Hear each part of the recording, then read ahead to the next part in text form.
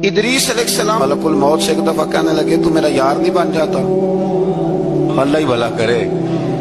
حضرت اسرائیل کو کہنے لگے دوست بن، جو کہا بن جاتے ہیں، دوستی ہو گئی۔ فرمانے لگے یار موت کا ذائقہ کیسے چکھاتا ہے؟ کہنے لگا میں آپ کو چکھا دیتا ہوں۔ آپ کو موت کا ذائقہ چکھایا اور دوبارہ پھر روح ڈال دی، آپ اٹھ کے بیٹھ گئے۔ کہنے لگے دوزخ تو دکھا، نے وہ بھی دکھا دی۔ فرمایا جنت تو دکھا، جنت بھی دکھائی۔ تو کہنے لگا واپس چلیں، فرمانے لگے اب تو نہیں جانا۔ کیوں؟ فرمایا رب فرماتا ہے ہم فیہا خالدون، جو جنت میں آئے گا یہی رہے گا۔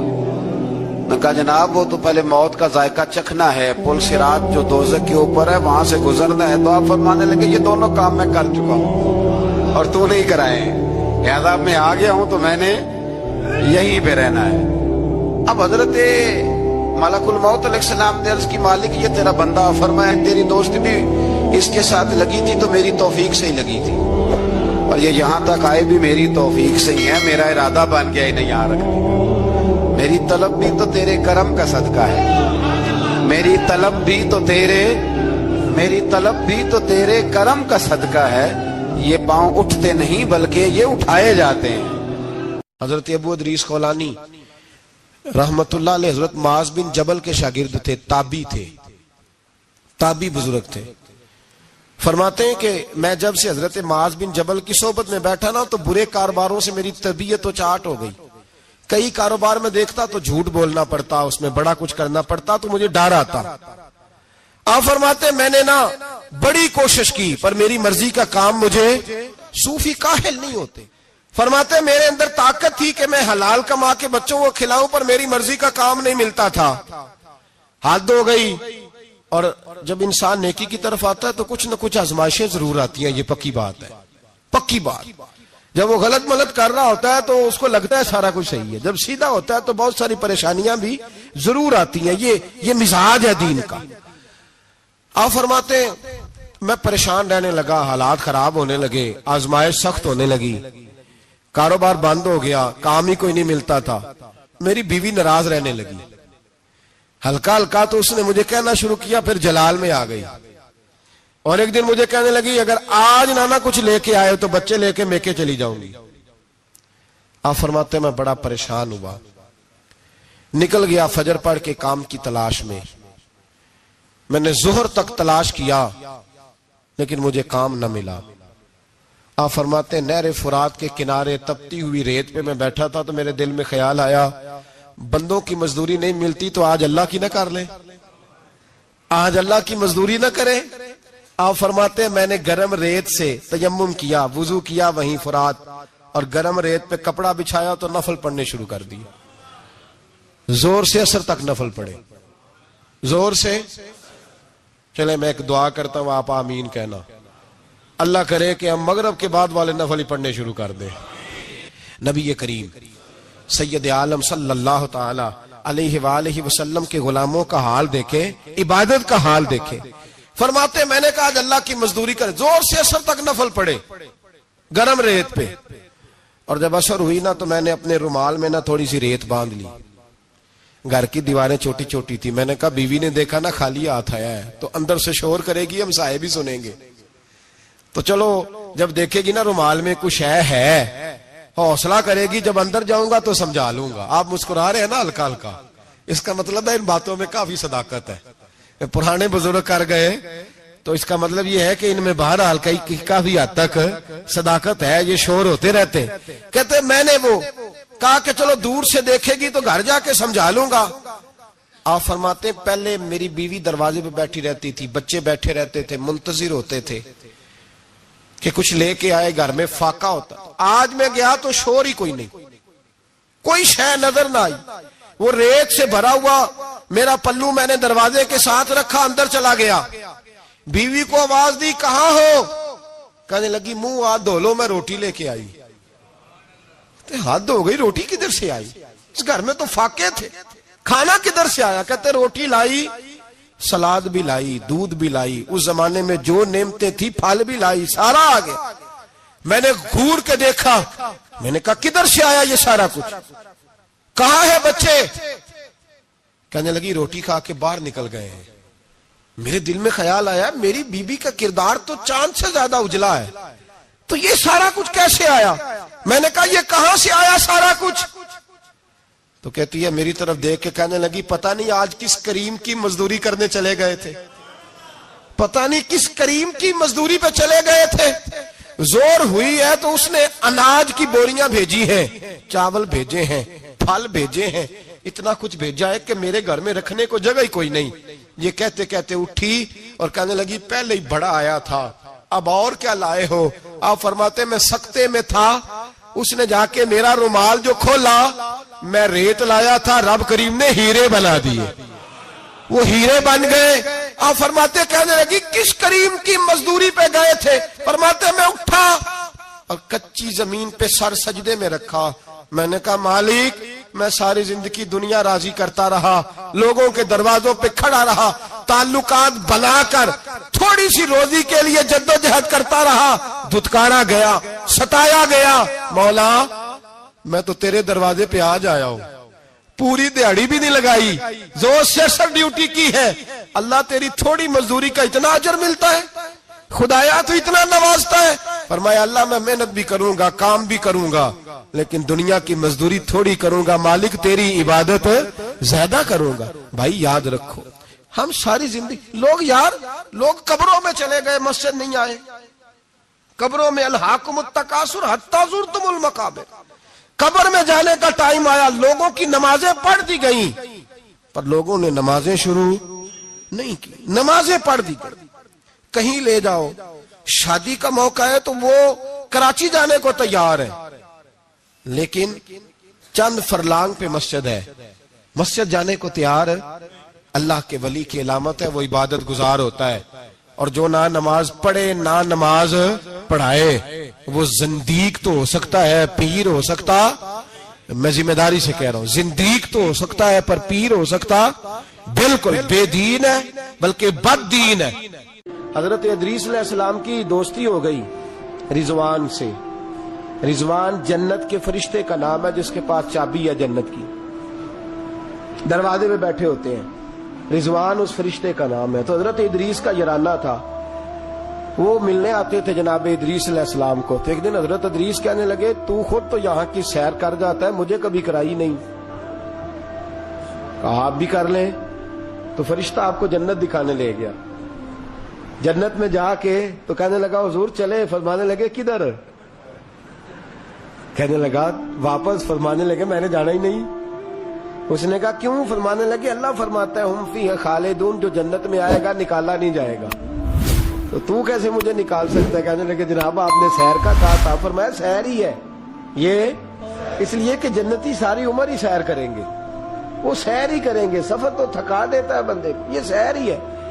اب وہ فرشتے پریشان ہوئے تو رب کریم نے فرمایا وہ فرشتے تیرا اور اس کا یارانہ بھی میں نے لگوایا تھا، اور اس کو جنت کی سیر پر آنے کی خواہش بھی میں نے ہی پیدا کی تھی، اور تو کون ہوتا ہے میری بغیر اجازت دروازہ کھول سکے؟ بلوایا بھی میں نے ہی تھا، اور یہ جو میں نے کہا نا اڑ جا، یہ توفیق بھی میری ہوئی ہے، میری طلب بھی تو تیرے کرم کا صدقہ ہے۔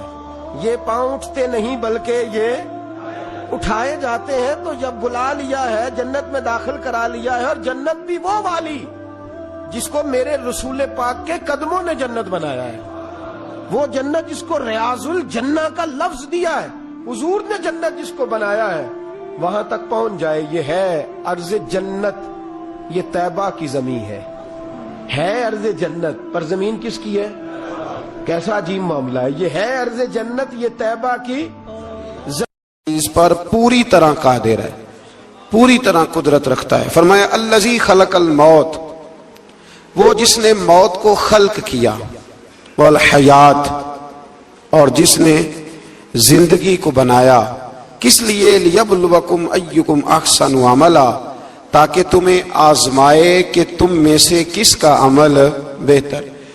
موت اور حیات، پیدا ہوتا ہے انسان، جوان ہوتا ہے، بڑا ہوتا ہے، پڑھائی کرتا ہے، کاروبار کرتا ہے، پتہ نہیں کون سے بد و جزر زندگی میں دیکھتا ہے، تو اللہ نے فرمایا اس کا ایک مقصد ہے، مقصد یہ ہے کہ پتہ چلے تم میں سے اچھے عمل کون کرتا ہے، تو ہم یہاں عمل کرنے آئے ہیں۔ قیامت کے دن جو بات ہوگی وہ اعمال کی ہوگی، مکان جائیداد کار کوٹھی کی بات نہیں ہوگی۔ تو اعمال، اچھا عمل، احسن عملہ کے تحت مفسرین نے لکھا ہے کہ کام نیکی کا جب بھی کرو ذرا زیادہ ہی اچھا کر کے کرو۔ وضو کرو تو سونا کر کے کرو، نماز پڑھو تو ذرا آج گئے پڑھنی جو ہے تو اب ذرا سونی کر کے پڑھو، قرآن شریف کی تلاوت کرو تو ذرا پیاری کر کے۔ ذرا میں مدرسے کے بچوں کے ساتھ کبھی کبھی بیٹھتا ہوں، ان سے بڑا کچھ سیکھنے کو ملتا ہے، تو کبھی کوئی بات ان کو کہنے کا بھی موقع ملتا ہے، تو میں انہیں کہا کرتا ہوں کہ ہمارے بزرگ، میری اماں جی جب قرآن مجید کھولتی تھی نا، تو جو وہ رنگ تھا نا بزرگوں کا، حالانکہ وہ حدیثوں میں ہم نے نہیں دیکھا، لیکن وہ کبھی ہم جا کے کوئی بات کرتے تھے نا تو تلاوت کے دوران تو وہ جلدی سے منہ پہ انگلی رکھتی تھی کہ چپ کرو میں قرآن پاک پڑھ رہی ہوں، اور پھر شنیل کا غلاف اور پھر اس غلاف کو علیحدہ چومنا، قرآن پاک کو علیحدہ چومنا، اور پھر اس کو ریل میں رکھنا، اور پھر کئی کر کے۔ تو ہم جو آج ہیں تو ہم اس عمل کو اتنا اچھا کر کے نہیں کرتے، بس ٹھیک ہے ہر وقت ہاتھ میں قرآن مجید رہتا ہے تو وہ رویہ نہیں، تو کام کرنا ہے تو اس کو کیا کریں، اچھا کر کے کریں، ذرا مزیدار کر کے کریں، عمل کریں تو ذرا بہترین عمل کریں۔ لیکن نبی کریم نے یہ نہیں فرمایا کہ میں تمہیں اخلاق سکھانے آیا ہوں، فرمایا میں اخلاق عالیہ کی تکمیل کرنے آیا ہوں، یعنی جو بڑا اخلاق ہے نا، احسن ترین عمل، اس کا میرے نبی پاک نے درس ارشاد فرمایا ہے۔ اس کا ایک صحابی نے پوچھا یا رسول اللہ صلی اللہ تعالی علیہ وسلم بہترین عمل کون سا ہے، بہترین عمل؟ تو حضور نے فرمایا بہترین عمل اس بندے کا ہے عمر لمبی ہو پر کام سارے ہی اچھے ہوں، یعنی تو احسن طریقے سے زندگی گزارے، اچھے طریقے سے تیرا وقت گزرے۔ تو عمل جب بھی کرے نا، دیکھے نا صدقہ اور خیرات کرنا ہے تو تانگ آ کے بھی تو کرنا ہی ہے نا، اور غریب کو 10 چکر گھر میں لگوا کے بھی تو کرنا ہی ہے نا، اس کو 6 دفعہ ڈانٹ کے بھی تو کرنا ہی ہے، تو کرنا ہے تو لہذا صحیح کر کے کر دو۔ مطلب وہ گھر میں خاتون خانہ نے کپڑوں کے لیے پیسے مانگ لیے تو 1.5 گھنٹے کے لیکچر کے بعد بھی تو دینے ہی ہے نا، کیا خیال ہے آپ کا؟ تو اگر وقت پہ دے دیے جائیں تو چلو معاملہ ذرا، یا تو نہ دیں بات ختم ہو گئی، تو اگر آپ نے 1.5 گھنٹے کے شدید احتجاج کے بعد بھی دینے ہی ہیں تو پھر یہ ہے کہ عمل کو اچھا کر کے کر لیں، ذرا اس میں خوبصورتی رہتی ہے۔ اللہ تعالیٰ سمجھنے کی توفیق عطا فرمائے۔ بڑے خوبصورت مضامین ہیں اس سورہ مبارکہ میں۔ آیت نمبر 19 میں اللہ نے فرمایا کہ کیا انہوں نے اپنے اوپر کبھی پر پھیلائے اور کبھی پر سمیٹے ہوئے پرندوں کو نہیں دیکھا؟ کیا تم نے کبھی دیکھا نہیں کچھ پرندے اوپر اٹھتے ہیں تو پر پھیلائے ہوتے ہیں اور کچھ نے پر سمیٹے ہوتے ہیں؟ تو فرمایا ان کو فضا میں رحمان کے علاوہ کو روک نہیں سکتا، صرف ایک رب رحمان ہے جس نے انہیں فضا میں، یار جہاز آپ نے دیکھا ہے اسے کون روکتا ہے؟ آپ یقین کریں کبھی اس پہ بیٹھا بندہ غور کرنے لگ جائے نا میں کہاں ہوں تو ہو سکتا ہے پریشان ہو جائے، کون روک کے رکھتا ہے اسے؟ تو فرمایا یہ رب کی قدرت ہے، جہاں چاہے جس کو چاہے وہیں کھڑا فرما دے، یہ اللہ تبارک و تعالیٰ کی قدرت ہے۔ آیت نمبر 20 میں اللہ کی مدد کرنے اور رزق عطا کرنے کا بیان ہے کہ اللہ مدد بھی کرتا ہے تمہاری اور تمہیں رزق بھی عطا کرتا ہے۔ آیت نمبر 23 میں فرمایا کہ اللہ وہ ہے جس نے تمہیں پیدا کیا، تمہیں سننے، دیکھنے اور سمجھنے کی صلاحیتیں عطا کی، مگر بندے بڑے کم ہیں، بڑے کم بندے ہیں جو اللہ کی نعمتوں کا شکر ادا کرتے ہیں۔ یہ سوچنے سمجھنے کی صلاحیت آپ کے خیال میں چھوٹی نعمت ہے؟ بہت بڑی نعمت ہے۔ آپ یقین کریں بعض لوگوں کے پاس سارا کچھ ہوتا ہے لیکن شعور کی دولت نہیں ہوتی، تو یہ بہت بڑی نعمت ہے، اس کا بھی اللہ کی بارگاہ میں شکر ادا کیا کریں۔ جب اللہ کو عقل شعور دے دے تو دوسروں کو بیوقوف سمجھنے کی بجائے نا اس نعمت پر اللہ کا شکر ادا۔ آگے سورہ قلم ہے، اس سورہ مبارکہ کے اندر اللہ تبارک و تعالی نے نا قسمیں ارشاد فرمائیں اور قسم کھا کے کہا کہ محبوب آپ کوئی مجنون نہیں، آپ کو دیوانے نہیں، یقیناً آپ کے لیے ایسا اجر ہے جو کبھی ختم نہیں ہوگا۔ اور پھر فرمایا وَإِنَّكَ لَعَلَىٰ خُلُقٍ عَظِيمٍ، محبوب جتنے عظیم الشان اخلاق تھے نا ان سب کا ہم نے آپ کو مالک بنا دیا ہے۔ یہ اعلیٰ لفظ اصطلاح ہے، قبضے کے معنی میں آتا ہے عربی میں۔ فرمایا ہم نے آپ کو اخلاق عالیہ کا مالک بنا. جتنے اچھے اخلاق ہیں ان سب کا اللہ نے نبی پاک کو مالک. اور سب مفسرین نے بڑا کچھ لکھا، اور بریلی کے امام نے ایک جملہ لکھا تو بڑا ہی شاندار لکھا. اعلیٰ حضرت فرمانے لگے کہ اخلاق یہ نہیں کہ جو کام اچھا تھا وہ نبی کریم نے کیا ہے، بلکہ فرماتے ہیں جس کو حضور نے کر دیا وہ اچھا ہو گیا. جس کو حضور نے کر دیا وہ اچھا. فرماتے ہیں رسول کریم کا مسکرانا بھی اچھا ہی ہے، اور کبھی دین کی مخالفوں پر ناراض ہونا بھی اچھا ہی ہے. نبی پاک علیہ السلام کا بدر میں تلوار اٹھانا بھی اچھا ہے، اور رسول کریم صلی اللہ تعالی علیہ وسلم کا فتح مکہ کے دن معاف کر دینا بھی، یہ سارا کچھ ہی اچھا ہے. بس جس کو حضور جب کرتے گئے وہ اچھا ہوتا گیا. اور حضرت عائشہ صدیقہ رضی اللہ تعالیٰ عنہ سے جب کسی نے پوچھا تھا کہ بتائیے نبی کریم علیہ الصلوۃ والسلام کے اخلاق عالیہ کیسے تھے، تو حضرت عائشہ صدیقہ کہنے لگی تم نے قرآن نہیں پڑھا؟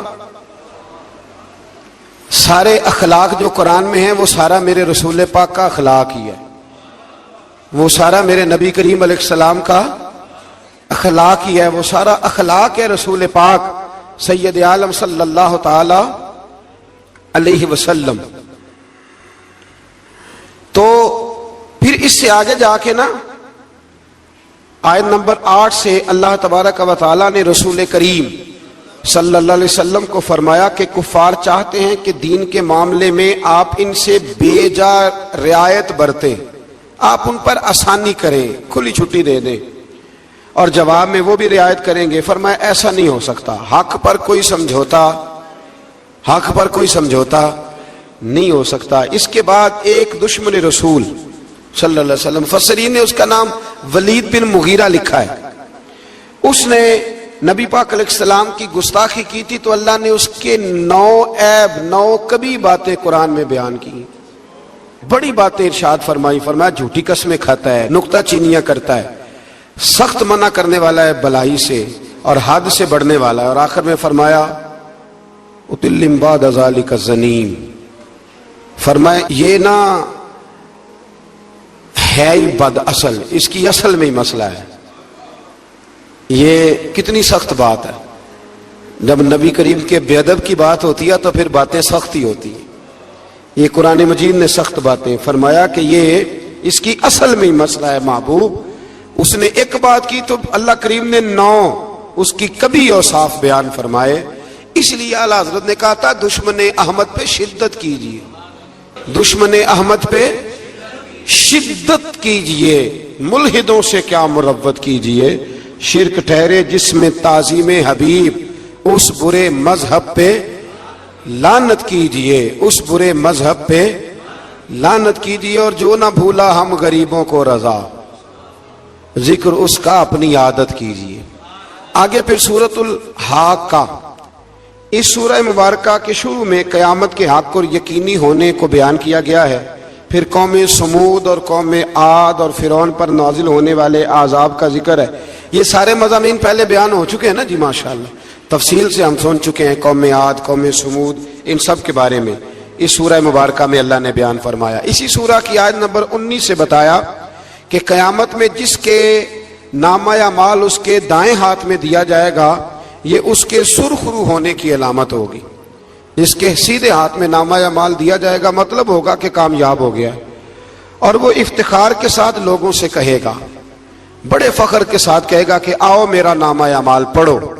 اس کے برعکس جس کا نامہ اعمال اس کے بائیں ہاتھ میں دیا جائے گا یہ اس کی رسوائی کی علامت ہوگی، اس کی رسوائی کی علامت ہوگی. اور وہ کہے گا کاش میرا نامہ اعمال دیا ہی نہ جاتا اور موت کے ساتھ ہی میرا قصہ ہمیشہ کے لیے ختم ہو چکا ہوتا. جس کا بھی نامہ اعمال سیدھے ہاتھ میں، ہمارے بزرگ فرماتے ہیں کہ سیدھے ہاتھ سے لینا دینا حضور کی سنت ہے. کوشش کریں لیں بھی سیدھے ہاتھ سے، دیں بھی، کھائیں بھی سیدھے ہاتھ سے. فرماتے ہیں عادت ہی سیدھے ہاتھ کی بنا لو، جب قیامت میں فرشتے نامہ اعمال دینے لگے تو عادت ہی سیدھے ہاتھ کی ہو، عادت ہی سیدھے ہاتھ کی ہو. عادت اور سیدھے ہاتھ سے لیں، سیدھے ہاتھ سے ہی دیں. قیامت میں جس کا نامہ اعمال سیدھے ہاتھ میں دیا جائے گا سمجھیے وہ کامیاب ہوا.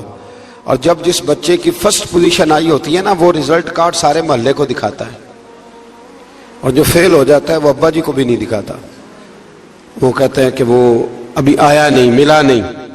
قیامت کے دن بھی جو کامیاب ہوں گے نا وہ دنیا کو بتائیں گے کہ اللہ نے فضل کر دیا، اور جو ناکام ہوں منہ چھپاتے پھریں گے۔ اللہ ہمیں پردہ پوشی عطا فرمائے۔ پھر آگے سورۃ المعارج ہے۔ اس سورت کے شروع میں ہی عذاب قیامت کا ایک بار پھر بیان ہے کہ حشر کا ایک دن 50,000 سال کے برابر ہوگا، آسمان پگھلے ہوئے تانبے کی طرح ہو جائے گا، اور پہاڑ دھنی ہوئی رنگین اون کی طرح ہو جائیں گے، کوئی کسی کا پرسان حال نہ ہوگا۔ اس وقت مجرم یہ تمنا کریں گے کہ بیوی بھائی رشتہ دار، بیوی بھائی رشتہ دار اور تمام اہل زمین سب کو اپنا فدیہ دے کے اپنی جان چھڑا لے، سب کو دھونس دے آگ میں لیکن اپنی جان چھڑا لے۔ اس دن انسان کا یہ حال ہوگا۔ یہ جو کچھ لوگ، میں نے پہلے بھی کہا تھا کہ کچھ لوگ نا مذاق اڑاتے ہیں قیامت کے عذاب کا، قبر کے عذاب کا، یہ بات درست نہیں ہے۔ دیکھیں نا کہ اللہ تعالیٰ نے قرآن مجید کی واضح آیات میں عذاب کا ذکر فرمایا ہے۔ کیوں فرمایا ہے؟ کہ لوگ اس عذاب سے ڈرے، اس سے بچنے کے لیے تیاری کریں، یہ بیان فرمایا۔ اب یہاں لوگ مذاق اڑاتے ہیں معاذ اللہ تعالیٰ، کہتے ہیں دیکھو جی فلاں مولانا کہہ رہے تھے بچھو آئیں گے تو یہ ہوگا۔ خدا کے بندو، مولانا کون ہوتے ہیں؟ مولانا کون ہوتے ہیں یہ بات کرنے والے؟ یہ تو حدیثوں میں آئی، قرآن مجید کی آیات میں آئی۔ آپ مذاق نہیں اڑائیں بلکہ کوشش کریں کہ اللہ تبارک و تعالی ہمیں سمجھنے کی توفیق عطا فرمائے۔ پھر آیت نمبر 19 سے انسان کے کم حوصلہ ہونے، مصیبت کے وقت گھبرا جانے اور نفع پہنچنے کی صورت میں بخل کرنے کا ذکر ہے۔ فرمایا بڑے کم حوصلے والا ہے، مصیبت کے وقت گھبرا جاتا ہے، اور اگر اسے ہم نفع دیں نا تو جب نفع ملے تو چاہیے تھا نا سخاوت کرتا، تو اس وقت کیا کرتا ہے؟ بخل کرتا ہے، کنجوسی کرتا ہے۔ اللہ فرما رہا ہے، نبی پاک علیہ الصلوۃ والسلام نے فرمایا یہ جو سخی ہوتا ہے نا، فرمایا یہ سخی بندوں کے دل کے قریب بھی ہوتا ہے، اللہ کے قریب بھی ہوتا ہے، اور جنت کے قریب بھی ہوتا ہے۔ اور فرمایا یہ جو بخیل ہوتا ہے نا، بخیل، یہ بندوں سے بھی دور ہی ہوتا ہے، بندوں سے بھی دور ہے، جنت سے بھی دور ہے، اور اللہ تبارک و تعالیٰ کے قرب سے بھی دور ہے۔ اور حضور فرماتے ہیں جب صبح سورج طلوع ہوتا ہے تو فرشتہ دعا کرتا ہے، اللہ سخی کو زیادہ عطا فرما، اور کہتا ہے یا اللہ جو کنجوسی کرے نا اس سے روک لے، اسے نہ دے، اس لیے کہ جب وہ نہیں دے رہا۔ بڑی خوبصورت مثال علامہ اسماعیل حقی نے لکھی ہے۔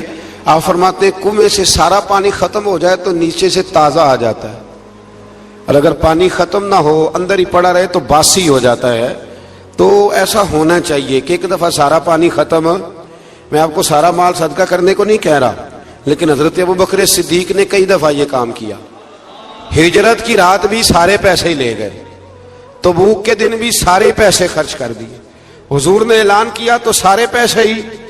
مولانا حسن رضا صاحب فرمایا کرتے تھے اعلیٰ حضرت کے بھائی، بیاں ہو کس زبان سے مرتبہ صدیق اکبر کا کہ محبوب خدا محبوب ہے صدیق اکبر کا، اور لٹایا راہ حق نے گھر کئی بار اس محبت سے کہ لٹ لٹ کر حسن گھر بن گیا صدیق اکبر کا، لٹ لٹ کر حسن گھر بن گیا صدیق اکبر کا۔ تو کنجوسی سے بچنے کی کوشش کریں۔ ہاں اسلام فضول خرچی سے منع کرتا ہے، فضول خرچی نہیں کریں، لیکن جہاں خرچ کرنا ہو وہاں سے کنجوسی بھی نہ کریں۔ پھر اس سے آگے سورہ نوح کا ذکر ہے۔ اس سورہ کے شروع میں ہی نوح علیہ السلام کا اپنی قوم کی طرف مبعوث ہونے پر قوم کو اللہ کی عبادت کی دعوت دینے اور گناہ چھوڑنے کا ذکر ہے۔ پھر حضرت نوح علیہ السلام نے جو اپنی قوم کے بارے میں اللہ سے فریاد کی یا اللہ یہ نہیں مانتے، پھر عذاب آیا، تو اس ساری بات کا اللہ نے سورہ نوح کے اندر ذکر فرمایا۔ پھر آگے سورۃ الجن ہے، سورہ جن۔ میں نے آپ کو پچھلے کچھ اسباق میں بھی بتایا تھا کہ جن نبی کریم علیہ السلام کے غلام تھے، حضور کا کلمہ پڑھتے تھے۔ جنات مسلمان ہوتے ہیں، بلا وجہ کسی کو تنگ نہیں کرتے۔ ہمارے ہاں جتنا شور ہے نا جنات کے آنے کا، اتنے آتے نہیں، اتنا کالا جادو ہوتا نہیں جتنا کہ ہم لوگوں نے سمجھ لیا ہے۔ قرآن مجید کی آخری 2 سورتیں پڑھیں، اللہ اپنی رحمت فرمانے والا ہے، اللہ کرم نوازی کرنے والا ہے۔ اس صورت میں اس امر کا بیان ہوا ہے کہ جنات جو تھے وہ عالم بالا میں خبروں کی سن گن کے لیے خبریں تلاش کرنے کے لیے جایا کرتے تھے، مگر اب وہ وقت آ گیا ہے کہ عالم بالا میں ان کا داخلہ بند کر دیا گیا ہے۔